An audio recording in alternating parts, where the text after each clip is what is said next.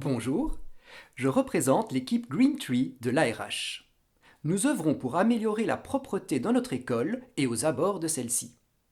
Le personnel d'entretien de l'ARH travaille pour cela, mais c'est à nous, à jeter nos déchets dans les bonnes poubelles, et donc à trier nos déchets, et aussi à réduire ceux-ci.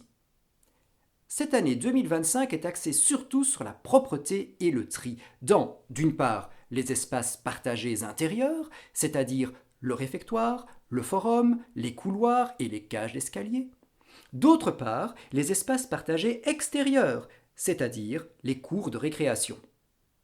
Notre école produit par année 15 tonnes de déchets résiduels et 3 tonnes de déchets organiques. Cependant, beaucoup de déchets organiques se retrouvent dans les bennes noires. Aussi, dès 2025, des conteneurs verts de 240 litres sont ajoutés dans les cours. Vous trouverez un conteneur vert au coin du réfectoire et 2 autres conteneurs verts aux abords du bloc N. Ils sont munis d'un couvercle, ainsi les corneilles ne se serviront plus dans les petites poubelles ouvertes, laissant plein de déchets sur les pelouses de notre école le soir et les week-ends. Merci de déposer dans ces conteneurs vos pelures et restes de fruits.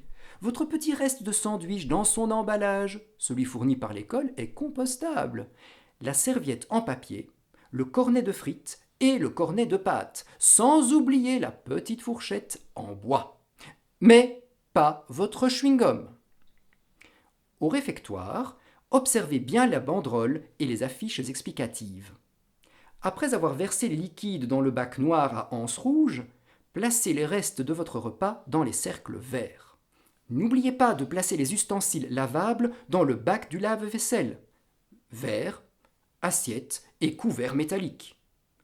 Placez les contenants à boissons vides dans la poubelle PMC de 140 litres. Pour rappel, cette poubelle accepte tous les emballages plastiques à usage unique, donc les emballages de bonbons, de gaufres et autres, et les bouteilles en plastique vidées.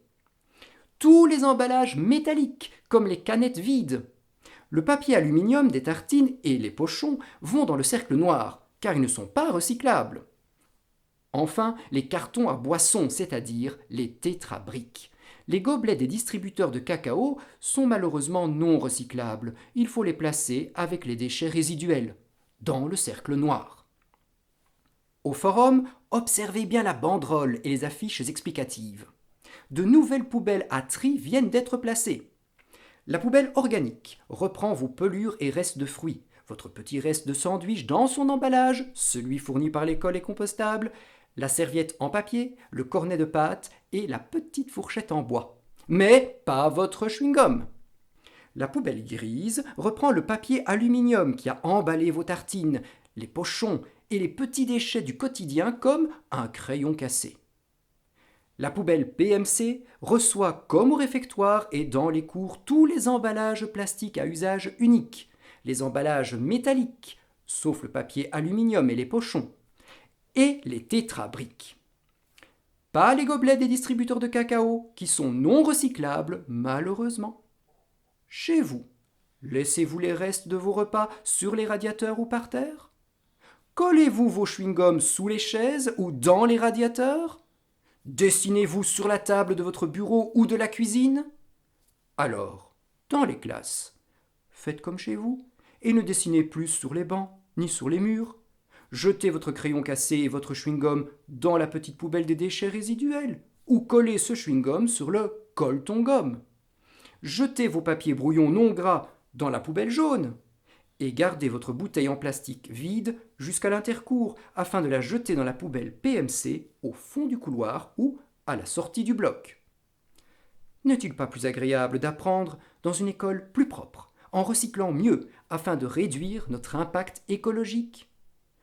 Et pour diminuer nos déchets, n'oubliez pas la gourde, la boîte à tartines, les encas faits maison.